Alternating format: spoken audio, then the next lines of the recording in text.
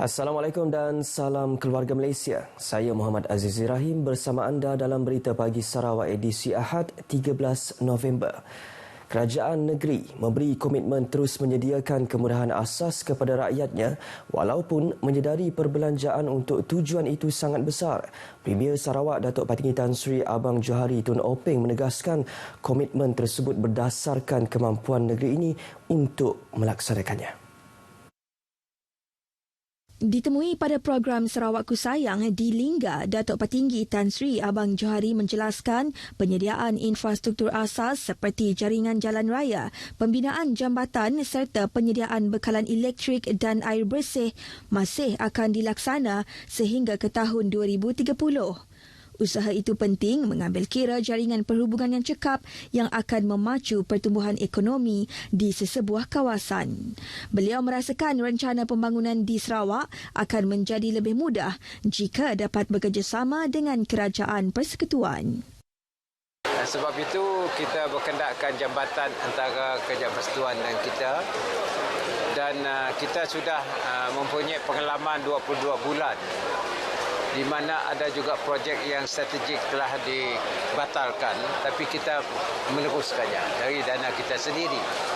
Dan saya, semua pembelajar ini kita ambil maklum, kita simpankan kerana kita ada peruntukan 11D di bawah perundingan MA 63, di mana kita kata ini juga adalah tanggungjawab kerajaan. Kita sudah belanja, you give me us back the grant. Berkaitan pembangunan di kawasan Lingga, Datuk Patinggi Tan Sri Abang Johari yakin pertanian dan pelancongan, dua sektor yang berpotensi untuk dibangunkan di kawasan pesisir seperti Lingga dan Batu Lupar amnya. Sementara itu, pada majlis berasingan di Betong, Premier Sarawak Datuk Patinggi Tan Sri Abang Johari Tun Openg memaklumkan bahawa anggaran hasil negeri tahun ini telah mencecah 2 digit. Meskipun hanya memberi bayangan sahaja, Premier memberitahu ianya membuktikan bahawa pendapatan negeri sudah meningkat daripada 1 digit kepada 2 digit. Jadi untuk itu, Datuk Patinggi Tan Sri Abang Johari berkata, ia adalah masa yang sesuai untuk kerajaan negeri mempunyai dana kekayaan berdaulat Sarawak bagi simpanan dana masa hadapan Sarawak. Ianya akan dibentang dalam persidangan Dewan Undangan Negeri yang akan berlangsung pada penghujung bulan ini. Beliau memberitahu demikian pada seminar pemerkasaan institusi pentadbiran peringkat akar umbi 2022. Dalam perkembangan lain, Premier berkata kerajaan negeri mempunyai cara pentadbiran tersendiri dan unik berbanding semenanjung bagi mentadbir urus pembangunan negeri dengan melibatkan pemimpin akar umbi. Beliau memberitahu antaranya termasuk residen, temenggung, pemancar dan tuai rumah. Katanya mereka yang dilantik sangat memberi kerjasama yang baik dengan kerajaan negeri dan memahami dasar kerajaan dalam membangunkan negeri.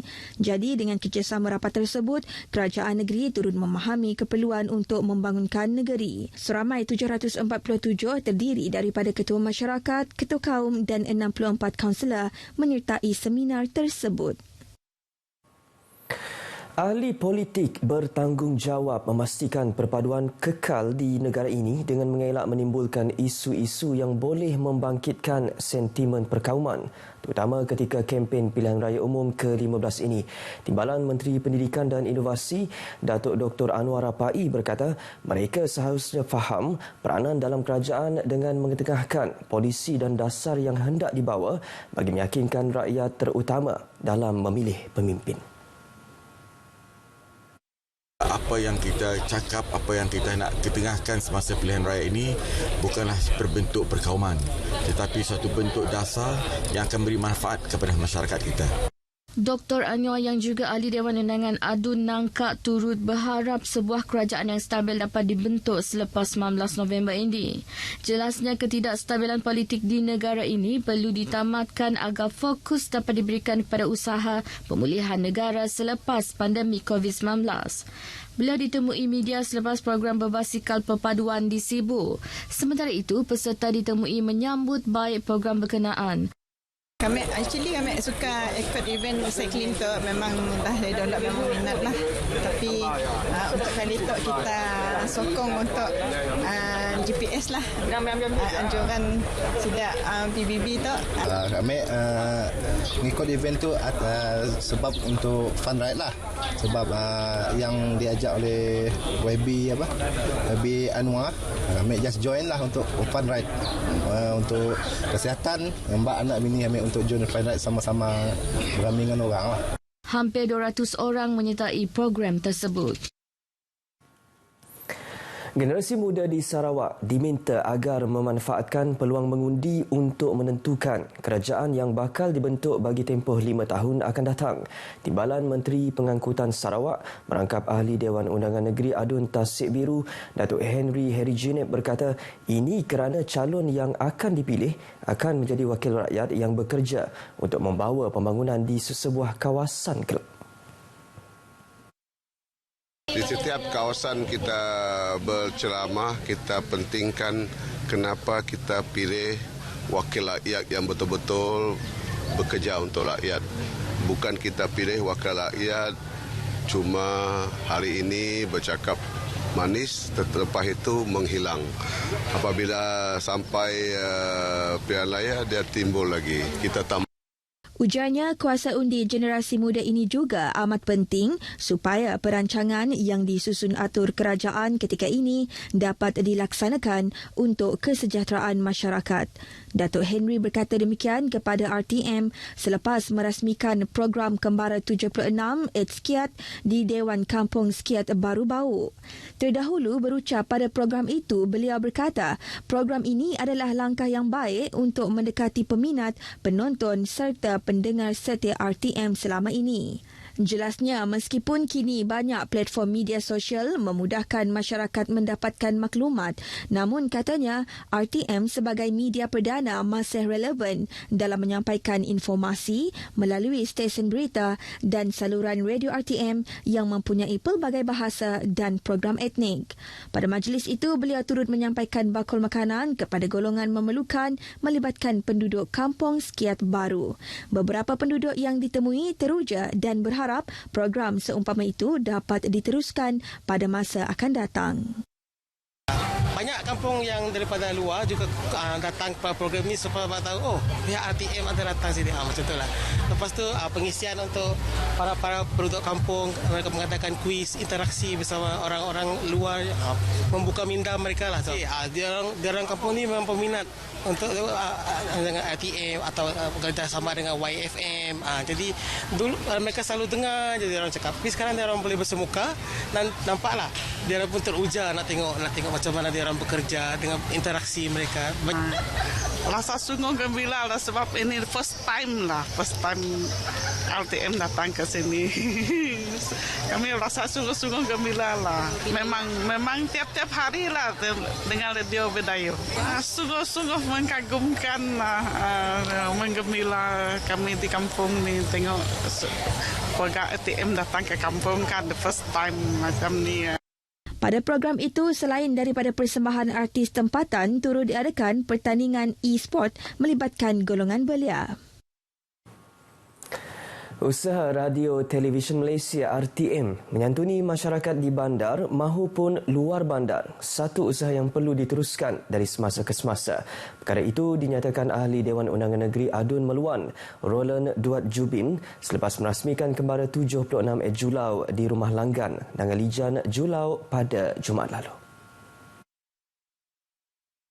Sokongan malam ini amat baik, amat mengagumkan sebab ramai golongan muda, golongan tua datang untuk menyokong program ini, menikmati dan nampak segala-gala apa maksudnya RTM yang selama ini menyebarkan maklumat.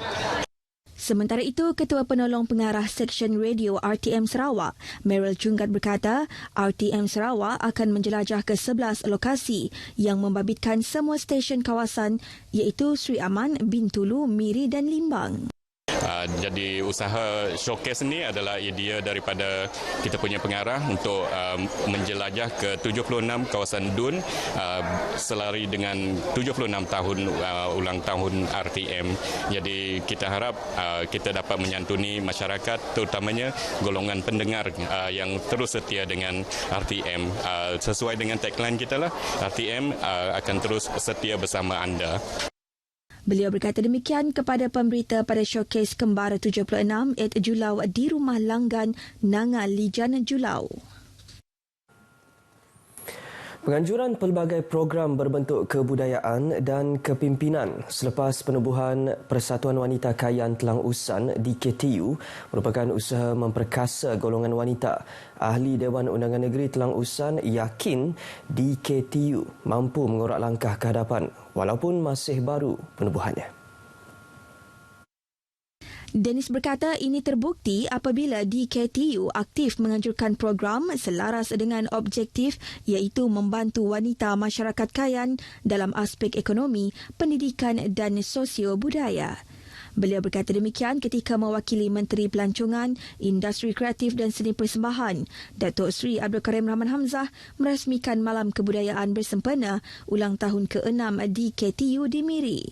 Pada majlis sama, Ketua Masyarakat Kaum Kayan Bahagian Miri merangkap pengerusi Persatuan di KTU, Temenggung Elizabeth Deng menyerahkan buku pengurip kepada ketua-ketua masyarakat dan ketua-ketua kaum di daerah Telang Usan. Turut hadir calon gabungan Parti Sarawak Parlimen Baram, Dato' Ani Ngau. Baiklah, paparan itu tadi mengakhiri berita pagi Sarawak edisi Ahad 13 November. Dapatkan perkembangan sahih sepanjang masa melalui portal berita.rtm.gov.my. Saya Muhammad Azizi. Sehingga berjumpa lagi. Salam keluarga Malaysia.